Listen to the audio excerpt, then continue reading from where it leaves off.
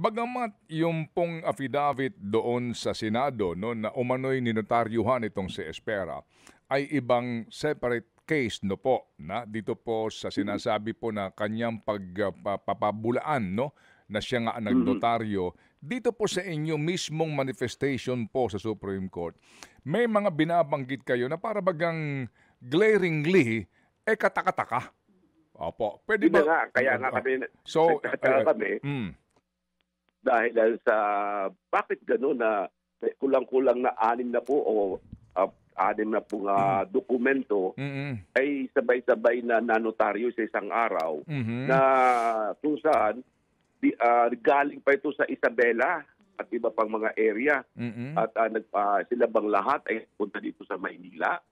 Meron pang isang instance na yung isang resolution adopted by the punong barangay ng August 18, adopted nila yung resolution.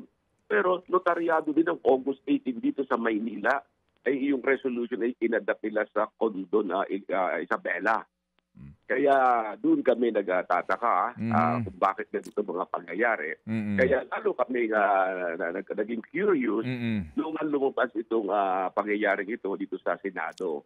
Kaya ito yung isinumitin namin sa ating Korte Suprema. At hinihingi namin sa Korte Suprema na kailangan ma-verify na mabuti ito kasi kung may anomaly sa pagkakagawa ng mga sworn statements na isinamiti ng intervention, maghahain kami ng opposition to the intervention.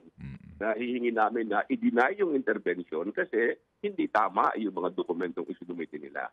Mga kapatid, brothers and sisters, saan ka pa? Dito na tayo sa totoo. Dito na tayo sa True FM. Mga kapatid, mag-subscribe and follow po kayo sa social media accounts ng True Network PH. Yan po kami. Hanapin nyo lang True Network PH, Facebook, Instagram, YouTube, TikTok, and podcast.